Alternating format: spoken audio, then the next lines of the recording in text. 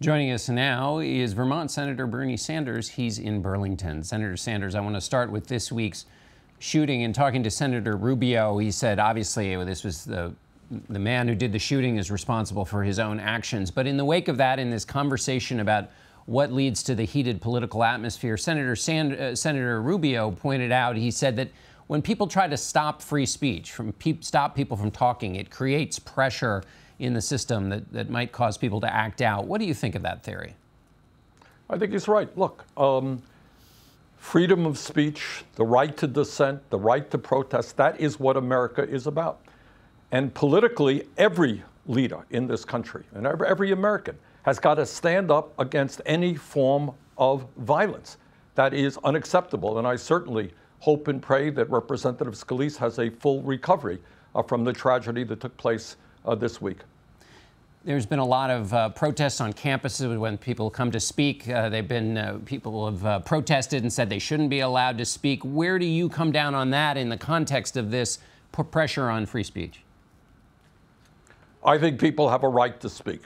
And you have a right, if you're on a college campus, not to attend. You have a right to ask hard questions about the speaker if you disagree with him or her. But why should we be afraid of somebody coming on a campus or any place else and speaking? You have a right to protest. But I don't quite understand why anybody thinks it's a good idea to deny somebody else the right to express his or her point of view. I think, John, what is very clear is we are at a contentious and difficult political moment in our country's history. I have very grave concerns about the Trump agenda. Right now, we're not looking. There's a health care proposal in the Senate, which nobody has seen yet. But the proposal that passed the House, as you know, would throw 23 million Americans off of health insurance. I mean, that to me is just incredible. It would raise premiums very significantly for older workers. It would defund Planned Parenthood and deny 2.5 million women the right to get the health care that they want, cut Medicaid by over $800 billion. I would say the vast majority of the American people have strong disagreements with that approach. But you don't have to be violent about it. Let's disagree openly and honestly, but violence is not acceptable. I want to get to the details of that health care plan in a moment, or the details you don't know at the moment. But let me just staying on this question here.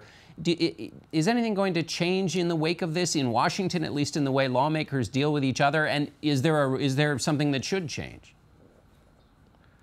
I think, and again, where this is such a strange moment is we're looking at a lot of dishonest news that comes across where people are lying outrageously about other people. And I hope that folks on all sides could say, look, I disagree with him or her, but that is an outrageous lie. But let us, on the other hand, be frank, there are real differences of opinions that exist in Congress. It's not like, you mentioned Marco Rubio. I like Marco Rubio. But we disagree on issues, and people should understand it's not that there's all kinds of hatred. In the Congress, there's a fundamental disagreement. President Trump brought forth a budget which will go nowhere, but this is a budget that over a 10-year period would give $3 trillion in tax breaks to the top 1%, the very wealthiest families in America, while making massive cuts in education, in health care, in nutrition programs, really devastate the working class of this country. I disagree with that. But obviously that debate has got to be played out based on the facts, and let's debate it. Let me move here now to health care. You mentioned some of the policy differences, but there is a procedural debate going on about how this is being handled in the Senate. Some Democrats are suggesting because you don't know what's in the bill and the bill is being worked on in secret, to just stop all Senate business, to just shut the place down as a way to kind of force play. Are you on board with that? John, here is the situation. We know the legislation that passed the House. It was the worst piece of legislation, frankly, against working class people that I can remember in my political life in the Congress. Throwing 23 million people off of health insurance is beyond belief. Now, in the Senate, what you have is you have, I believe it is 10 Republicans working behind closed doors to address 1/6 of the American economy. That's what health care is. Republicans, the average Republican doesn't even know what's in that legislation. My understanding is that it will be brought forth just immediately before we have to vote on it.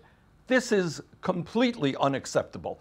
I mean, nobody can defend a process which will impact tens of millions of Americans, and nobody even knows what's in the legislation. And, John, the important point here is the reason they don't want to bring it public is because it is a disastrous bill, I suspect, similar to what passed in the House. Who is going to defend cutting Medicaid by $800 billion at the same time as you give massive tax breaks to the wealthiest 2%? So they want to keep it secret. They don't want the media involved. They don't want members of Congress involved. And at the last minute, they present it, they push it through, and that is 1/6 of the American economy and millions of people thrown off of health insurance. That is unacceptable. I believe Democrats should do everything they can to oppose that legislation in any way that we can. All right, Senator Sanders, we are at our last minute, so thanks so much for being with us, and we'll be back in 1 minute.